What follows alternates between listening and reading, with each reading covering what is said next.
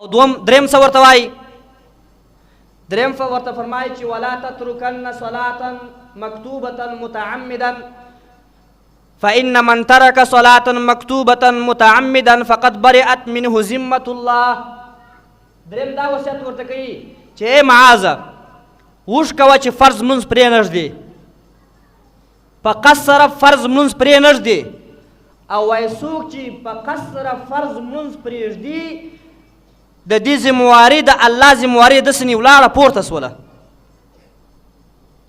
دی د الله په ذمواري کې نه دی، د الله ذمواري ځینې پورته سول. بس شیطان چې مونځ نه کوي، شیطان لا پناه ځینې غواړي د دې سړي څخه، وایي خدای پاک د دې څخه ما ځینې پناه راکړه چې مونځ نه کوي، په قصر مونځ قضا کوي، په قصر چې مونځ قضا کوي مونځ نه کوي، شیطان پناه ځینې غواړي. ولې؟ شیطان ځان سره وایي چې زه په یوه سجدې سره الله ګمراه کړم، چې ما ته الله وویل یوه سجده یې راته وویل چې سجده وکړه، زه په دې سره ما سجده ونه کړله او الله ګمراه کړم، او دی په ورځ کې 15 واره الله ورته وایي چې سجده وکړه، سجده نه کوي، 15 سجدې دی نه کوي، نو ځکه دی پناه ځینې غواړي چې یاره دې سې زه پناه وغواړم چې دا به دې څه حال وي، په ورځ د قیامت به دې څه حال وي چې په ورځ کې الله 15 واره امر کوي اقیموا الصلاة اقیموا الصلاة اقیموا الصلاة اقیموا الصلاة، الله ورته وایي او ته نه کوي. عیسی علیه السلام په یو کلي تېرېدی، یو ښه چینه وه، یو ښه باغ و، یو ښه کلی و، ښه خوند یې ورکوي. بیا یو څه کاله بعد چې راغی چې ګوري چې هېڅ شی نشته، نه هغه باغ شته، نه هغه چینه شته، نه هغه کلی شته، هېڅ شی نشته.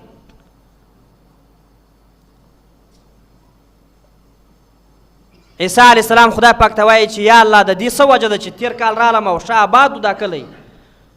ښه باغونه وه، ښه چینې وې، اوس هېڅ شی نشته یا الله. الله پاک څه ورته فرمایي چې دا کلی ښه عبادت والا کلی و، عابدین وه، ښه عبادت یې کوئ، خو لیکن څه وسوله یو بېنمازه سړی چې لمونځ یې نه کوئ، دا بېنمازه سړی راغی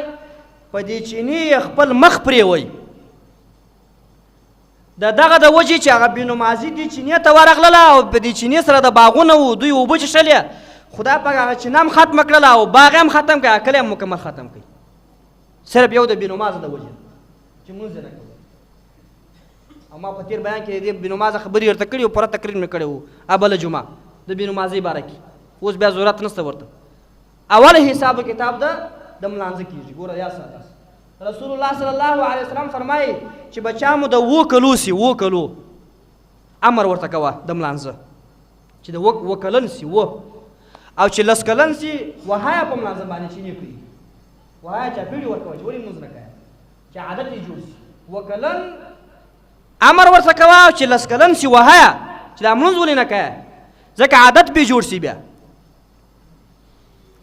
درېیم یې دا نصیحت و معاذ بن جبل رضی الله تعالی عنہ ته چې ګوره اوښ کوه چې لمونځ قضا نه کړې په قصد سره، فرض لمونځ قضا نه کړې، او